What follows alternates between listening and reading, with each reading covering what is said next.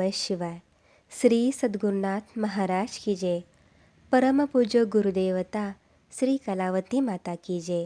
श्री गोपाल कृष्ण महाराज की जय. परमपूज्य ऐन लिखित परमार्थ मार्गदर्शन भाग 8 बोधामृत. मागील भाग पुढे चालू. विषय 3 बोधवचन रत्नमाला. 104.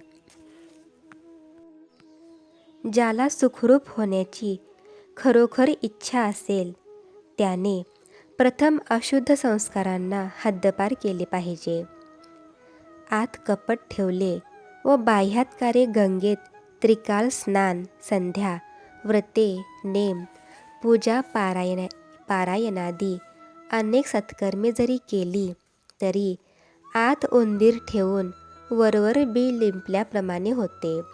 करिता सुखेच्छूने कपटवृत्तीचा त्याग करणे अत्यावश्यक आहे. 5. मुले खेळात गुंतलेली पाहून त्यांची आई देवदर्शनासाठी देवळात गेली. तिने परत येईपर्यंत मुले एकमेकात भांडणे करून खेळणी चहूकडे फेकून देऊन रडू लागली. आई घरी आली तोच तिला पाहून आई आई म्हणून सर्व तिच्या भोवती गोळा झाले व तिच्याकडे कोणी पैसा, कोणी खाऊ, कोणी खेळणी मागू लागली. तेव्हा तिने प्रत्येकाला त्याच्या त्याच्या इच्छेप्रमाणे वस्तू दिल्या. त्यावर ती सर्वजण खेळावयास बाहेर निघून गेली. पण सर्वांपेक्षा लहान मुलगा जो बंड्या तो मात्र आईच्या लुगड्याच्या निर्या धरून तिला खाली बसू लागला. आईने त्याला कोणतीही वस्तू देऊ केली तरी त्या वस्तूकडे तो पाहण्यासही तयार झाला नाही.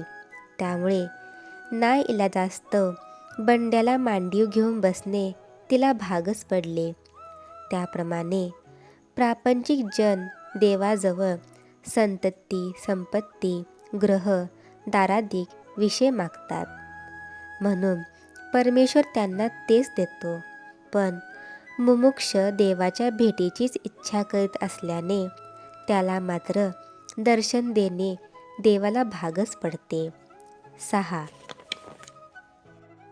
मनुष्याने दिसणाऱ्या वस्तूपासून सुख मिळेल अशी आशा करणे म्हणजे हाडापासून आपले पोट भरेल या भ्रमात कुत्र्याने हाड चघळत राहिल्याप्रमाणे समजावे. 7. आपण दुसऱ्यावर रागावलो तर अनेक पटीने राग आपल्यावर धावून येतो. आपण दुसऱ्याला शिव्या दिल्या तर त्याबदली शेकडो शिव्या आपल्याला मिळतात. दुसऱ्याशी द्वेष केला तर तो अनेक रूपाने आपणास छळतो. तुसडेपणाने वागलो असता तोही अनेक प्रकारे आपणावर धुसफुसू लागतो. कोणत्याही प्रकारे दुसऱ्यांना दुखविले असता चहूकडून आपणास दुःख भोगण्याची पाळी येते. दुसऱ्याशी प्रेमाने वागू लागलो तर अनंतपटीने लोकांकडून आपणास प्रेम मिळते. अन्नदान केले असता आपणास रानात, वनात कुठेही गेलो तरी अन्न पुढे येते. एकंदरीत आपण जे काही वाईट किंवा चांगले करतो त्याचे प्रतिफळ म्हणून सुख किंवा दुःख भोगणे आपणास प्राप्त आहे. कडुलिंबाचे बी लावून त्यापासून गोड आंबा मिळावा अशी आशा केल्याप्रमाणे दुसऱ्यांना दुःख देऊन आपणास सुख मिळेल अशी आशा करून मनुष्य बहुमोलाचे आयुष्य गमावून बसतो. प्रवासात बरोबर बांधून घेतलेली शिदोरी जशी जेवावी लागते त्याप्रमाणे जन्माला येतेवेळी मनुष्य मागील जन्मी केलेल्या कर्माचे फळ बरोबर घेऊन येतो आणि जन्मभर भोगतो. तात्पर्य: जे बीज पेरले ते उगवायचे आणि एक बीज पेरले असता त्याचा मोबदला अनेक पटीने मिळावयाचा हा ईश्वरी न्याय सर्वात दिसून येतो. करिता सुखेच्छूने पेरते वेळीच सुपीक हाती लागण्यासारखेच पेरले पाहिजे. 8.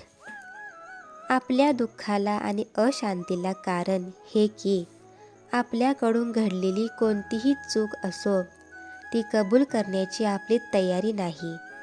स्टेशनवर गाडीच्या वेळेला आपण जाऊ शकलो नाही ही धडधडीत चूक असूनसुद्धा गाडी चुकली असे सांगून आपण मोकळे होतो. वास्तविक आपल्याजवळ दोषांचा भरणा असून मनुष्य आप्तइष्टांना शेजाऱ्यापाजाऱ्यांना दोष देऊन डोक्याला ताप करून घेऊन विनाकारण रक्त आटवून घेतो. 9. दुःखाला कारण मुख्य गैरसमज हाच होय. जेणेकरून मनुष्याच्या ठिकाणी द्वेष, अविश्वास, संशयादी उत्पन्न होतात आणि त्यामुळे जिकडे पाहावे तिकडे वाकडेच दिसून येते. जोवर स्वतःच्या ठिकाणी दुर्गुणांचा भरणा आहे तोवर पराच्या ठिकाणी दोषच दिसून येतात.